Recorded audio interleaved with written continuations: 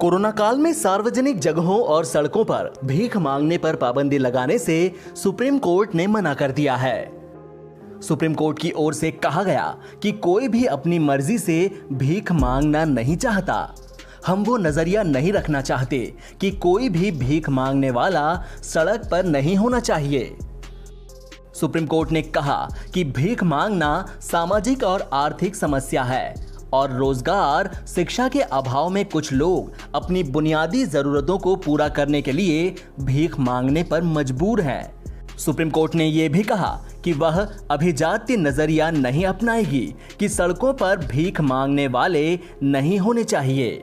Supreme court ने केंद्र सरकार और दिल्ली सरकार को उस याचिका पर जवाब दाखिल करने को कहा कि जिसमें कहा गया है कि जो भिखारी सड़कों पर घूमते हैं उनका कोविड के मद्देनजर वैक्सीनेशन और पुनर्वास होना चाहिए।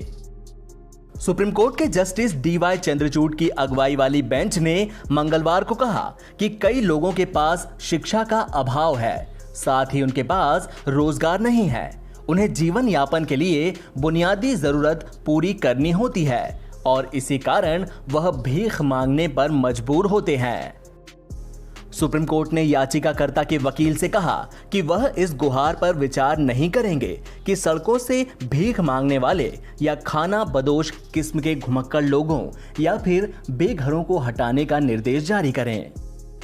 सुप्रीम कोर्ट ने यह भी कहा कि वह दूसरी गुहार पर दिल्ली सरकार और केंद्र सरकार को नोटिस जारी कर रहे हैं, जिसमें गुहार लगाई गई है कि सड़कों पर फिरने वाले घुमक्कड़ों और भीख मांगने वालों का कोविड के मद्देनजर वैक्सीनेशन किया जाए और पुनर्वास किया जाए।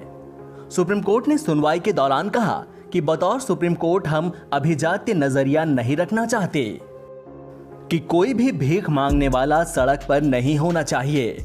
अदालत ने कहा कि गरीबी एक समस्या है और साथ ही ये सामाजिक और आर्थिक समस्याओं के कारण हो रहा है। आइडिया ये हो कि उनका पुनर्वास किया जाए और उनके व उनके बच्चों को शिक्षा प्रदान की जाए। ये व्यापक मुद्दा है और सरकार के सामाजिक वेलफेयर स्कीम का मसला है। सुप्रीम कोर्ट ये नहीं कह सकता कि ऐसे लोगों को नजर से दूर कर दिया जाए। सुप्रीम कोर्ट ने इस मामले में सॉलिसिटर जनरल तुषार मेहता से कहा कि वह मामले में सहयोग करे और सुनवाई 2 हफ्ते के लिए टाल दी गई। सुप्रीम कोर्ट में याचिकाकर्ता के वकील ने कहा कि कोविड के तीसरे वेव की आशंका के मद्देनजर यह मामला अहम है। भीख मांगने वालों का पुनर्वास और वैक्सीनेशन जरूरी है क्योंकि यह गंभीर खतरा है।